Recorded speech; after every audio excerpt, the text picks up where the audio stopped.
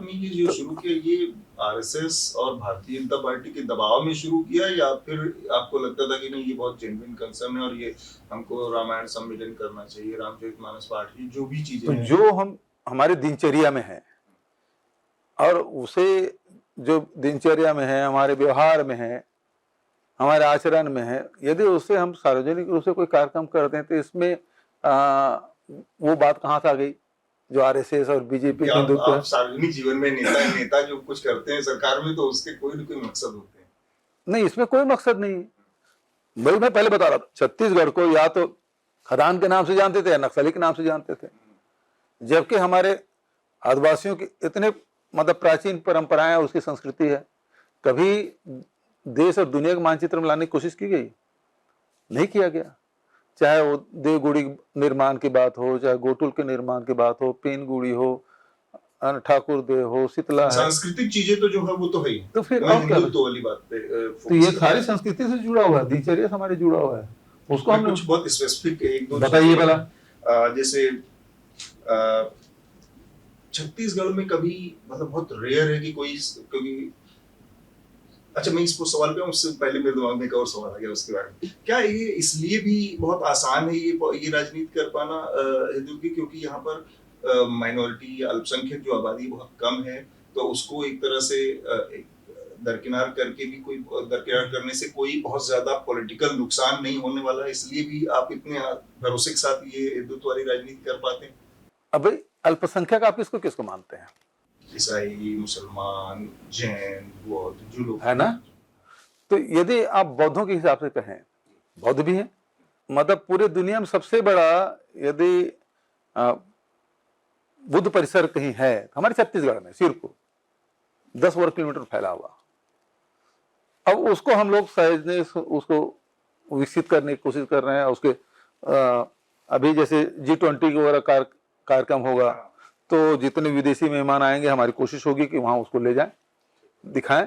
दूसरी बात यह है कि मुस्लिम समाज के लोग हैं यहाँ, चाहे जितनी संख्या में हो, लेकिन पूरे छत्तीसगढ़ में फैला हुआ है। बिलासपुर के पास लुथरा शरीफ है, उसको विकसित हमने किया।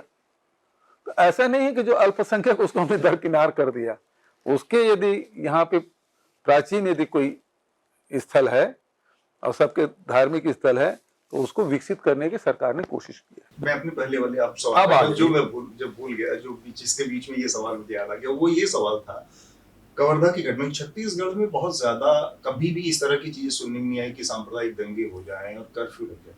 कवर्धा की जो घटना हुई वहां पर कर्फ्यू लगाना पड़ा, और 2-4 दिन नहीं 20 दिन तक कर्फ्यू लगा रहा, ऐसी घटना हुई। और उसके बाद वहां पर हिंदूवादी संगठन जो कि आरएसएस से जुड़े संगठन थे, साफ उसमें उन लोगों की भूमिका थी, और उन लोगों ने झंडा फहराने की घोषणा की और तमाम घोषणाएं की, और इसमें सरकार आपकी थी। और उस मौके पर कांग्रेस पार्टी की तरफ से जो राष्ट्र आरएसएस और भारतीय जनता पार्टी के से जुड़े संगठन थे, उन लोगों ने भगवा ध्वज फहराने की घोषणा की और कांग्रेस पार्टी ने उसका समर्थन किया। अखबारों में विज्ञापन निकाले गए फुल पेज के उसके समर्थन में कांग्रेस पार्टी की तरफ से। ये क्या चीज थी और इसकी क्यों जरूरत है? देखिए, यहाँ तक के वैसे छत्तीसगढ़ में कभी सांप्रदायिक दंगे नहीं होते, लेकिन कभी सवाल है। हाँ, कभी ऐसा नहीं है कि इसके पहले नहीं हुए। कांकेर में हुआ, केसकाल में हुआ, डोंगरगढ़ में हुआ, तो कभी कभी तनाव रायपुर में भी हुए हैं। ऐसा नहीं कि नहीं हुआ, लेकिन हम लोग बहुत ही यहाँ के लोगों ने समझदारी पूर्वक इसको हल कर लिया। कवर्धा के मामले में 2 व्यक्ति हैं, एक झंडा उतारने का चढ़ाने का, और तत्काल शासन ने दूसरा झंडा लगा दिया, और जो लोग इस प्रकार से करे तुरंत गिरफ्तार कर लिया। तो मामला तो अपने आप में शांत हो जाना चाहिए था, लेकिन चूंकि भारतीय जनता पार्टी आरएसएस के लोगों को राजनीति करना था, विश्व हिंदू परिषद के लोगों को राजनीति करना था, तो उसके बाद तो जुलूस निकाले, रैली निकाले, तो उसका जवाब दिया गया। तो उसका समर्थन करके उसका जवाब कैसे? आप तो प्रशासन में थे, आपको लठ बजाना चाहिए था कि भाई ये सब नहीं चलेगा, शांति स्थापित होगी और कानून का राज होगा। तो ये हुआ, वहां के स्थानीय लोगों ने कहा कि बड़ा झंडा लगाएंगे, लगा दिए।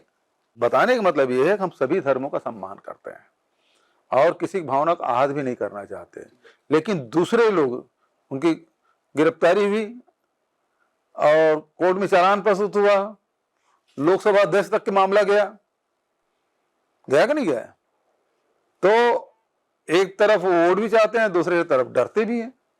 पर आप लोगों दूसरी बात है, निकलवाया उसके समर्थन में, वो तो मैंने आरएसएस का, सुनो, मैंने नहीं निकाला, शासन की ओर से नहीं निकला है। नहीं, सरकार तो पार्टी की तरफ से, हाँ वही स्थानीय जो पदाधिकारी हैं उन लोगों ने निकाला है, तो इसका मतलब ये थोड़ी पार्टी ने निकाल दिया, स्थानीय कार्यकर्ताओं ने इस प्रकार से दिया। और तो वो सही था या गलत था आपके हिसाब से? कौन सा? जो वो काम, अब देखिए, वो अब कागज रखोगे तो मैं देख के बता पाऊंगा गलत था या सही है। अब इतने दिनों बीत गया, उसके बाद आज पूछेंगे तो मैं वो शब्द शब्द बता नहीं पाऊंगा। लेकिन कोशिश यही है कि ये जो स्थल है वो शांति का स्थल है, शांति का टापू है, इसमें आप विद्वेष फैलाने की कोशिश मत करिएगा। भारतीय जनता पार्टी के लोग, देखिए इनकी मास्टरी है। यही तो शुरुआत में मैंने कहा कि जब उनको हिंदुत्व जैसे मामले पर उनको ऐसा मामला मिला हुआ है, 24 कैरेट का एक सोना है, वो हर जगह वो फार्मूला अपनाते हैं। लेकिन अब भाई यदि ये फार्मूला चलता है इनका, हिमाचल जीत नहीं जाते।